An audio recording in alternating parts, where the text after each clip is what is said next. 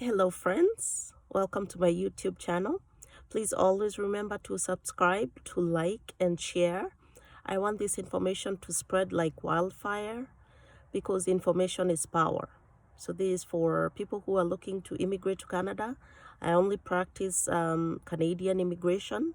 So all of my videos are going to be geared towards Canadian immigration. Canada is the second largest country in the world.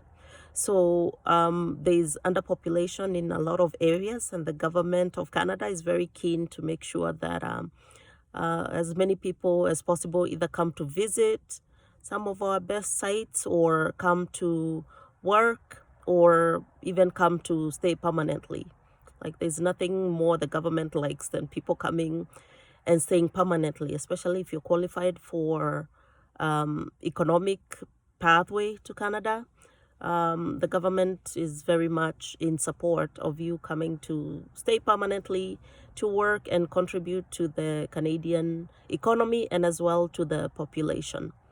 All right, so today's topic that I wanted to cover was the basic structure of any application that you're going to do, whether that's for a visitor visa, a study visa, or a temporary work visa, a permanent work visa, or even if you're being sponsored into Canada by a family member, your wife or your husband or your children, if you're a parent, there's going to be that basic anatomy of any application. These are all the documents that are needed in every category of visa application. So it's always good to gather them while you either the application is not due, gather the documents so that when you're ready to submit, you have the basic documents. Every category of visa is going to require different additional documents. And every application will require a specific document for that immigration category. Every country, there's different countries that are government of Canada will require a different document from that specific country. So it's always good to have the basic one that everybody is asked for when they're coming through any type of immigration to Canada. So I'll cover those so that you have the basic structure that you're going to need for any visa.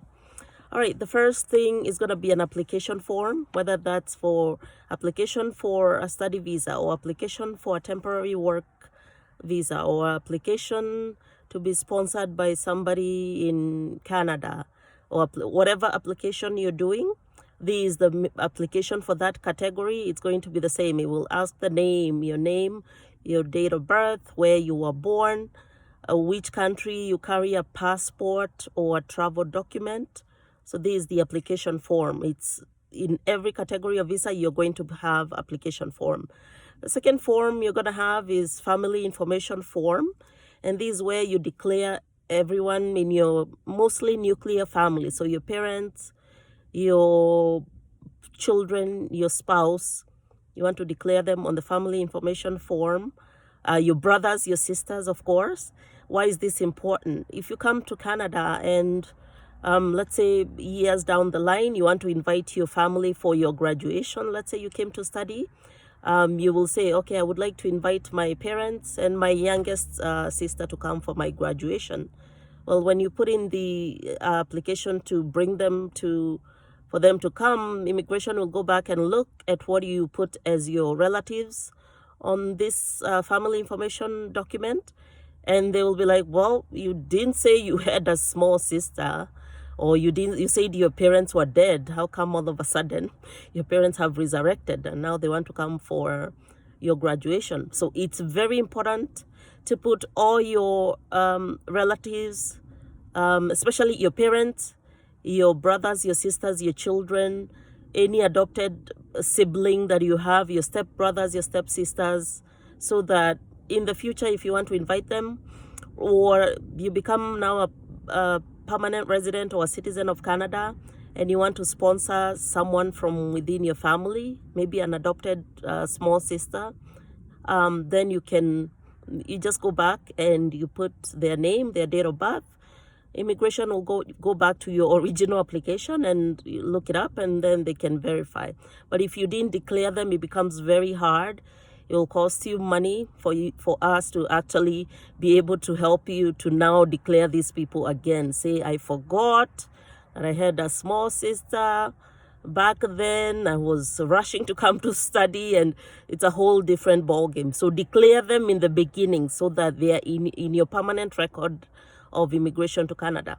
All right, that's the family information form, always included. The other one you want to include, if is somebody helping you do the immigration paperwork, it's called use of representative. So this can be somebody in legal, it can be somebody who's licensed to practice immigration, or it can be a family member. Like if you have a family member in Canada and they're the ones doing all the paperwork for you, that they sent you the forms already filled out and they told you just sign here, read it over and sign, that's somebody helping you. So they need to be declared on that application so that the government knows. And sometimes you can even put their address and phone number so that they're the ones contacted instead of you. All right, so that's very important. If you do this and they're helping you and you didn't declare them, and then the government discovers, it becomes a whole different story. Because they say, you lied to us, you didn't tell us that there was your brother in Canada who was helping you fill this application. Always declare it. It doesn't really it doesn't cost you anything. It can be a paid representative, it can be your relative, it doesn't matter. Just always remember to include them if they did help you. The other document, of course, is the letter of intent. So this is a general term for if you're coming to study. For example, you will have the admission letter that you got from the college or university. It will say admission, your names there, date of birth, now, and your admission number. Okay, it will say what program you're coming to study, when the program will start. This is your letter of intent, you're coming to study.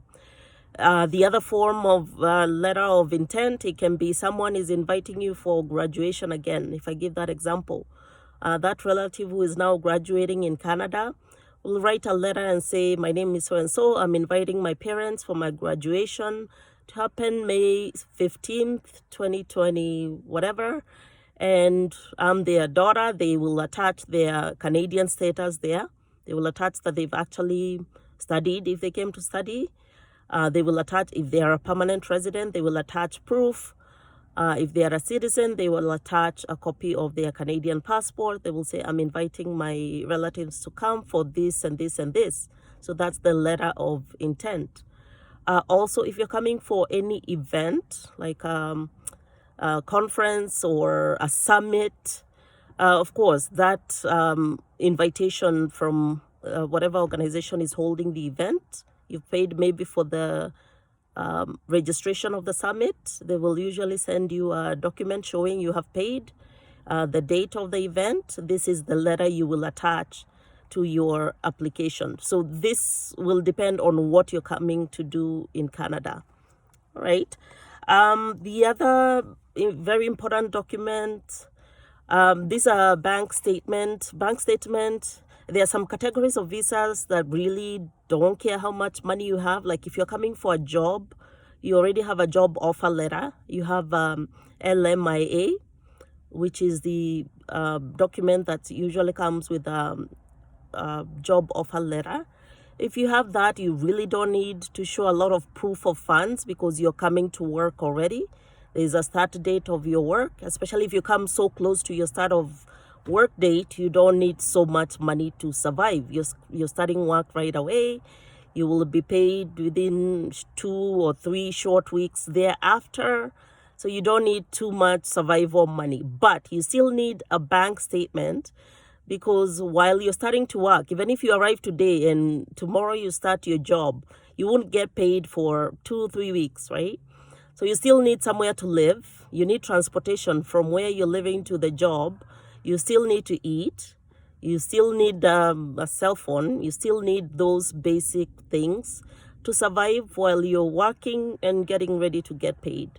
So you still need to attach a bank statement. You need a bank statement when you're coming to study, which should be substantial. It should show you can cover your school fees, or whoever is sponsoring you.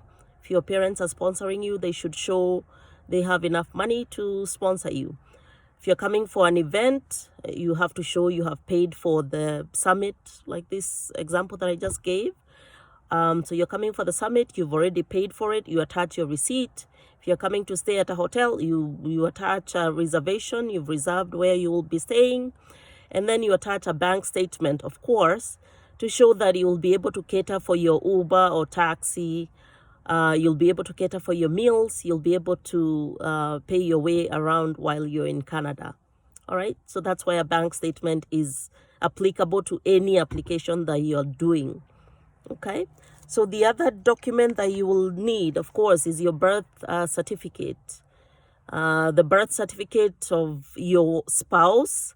If you're coming for anything and you have a spouse back home, even if they're not coming, always attach it so that the government can see in the future. If you want to invite your wife, you've already declared them, this is their birth certificate. Your children as well, attach their birth certificates if you're coming even without them, so that the government is aware that you have children, and in the future, if you want to invite them, you can do that. It's already on file.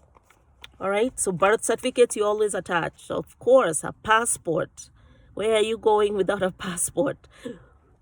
Or a travel document. There are some instances where people don't have passports, like people who are running away from their country and maybe they go to the next country next to them, like the people running from Ukraine.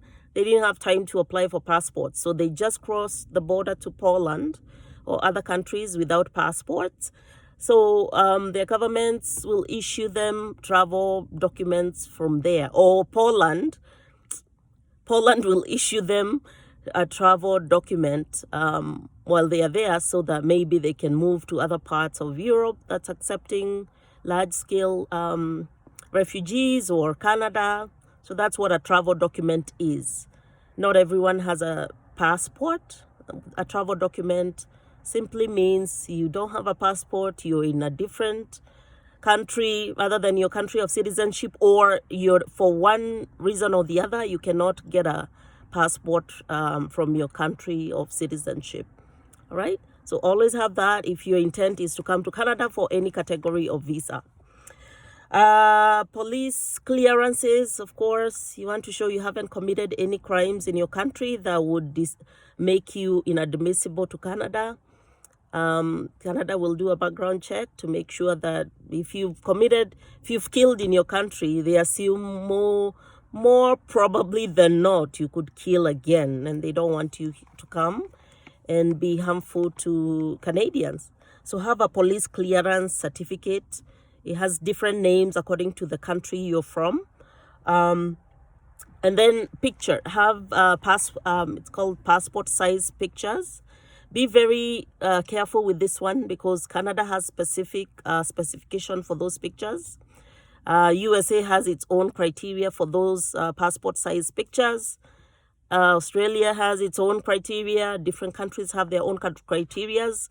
So the photos you use to immigrate to UK might not be the same photos that you submit for Canada. So always go on the Canadian government website, look at the passport pictures specification, take it to your photographer, and make sure they give you photos that match that description. All right.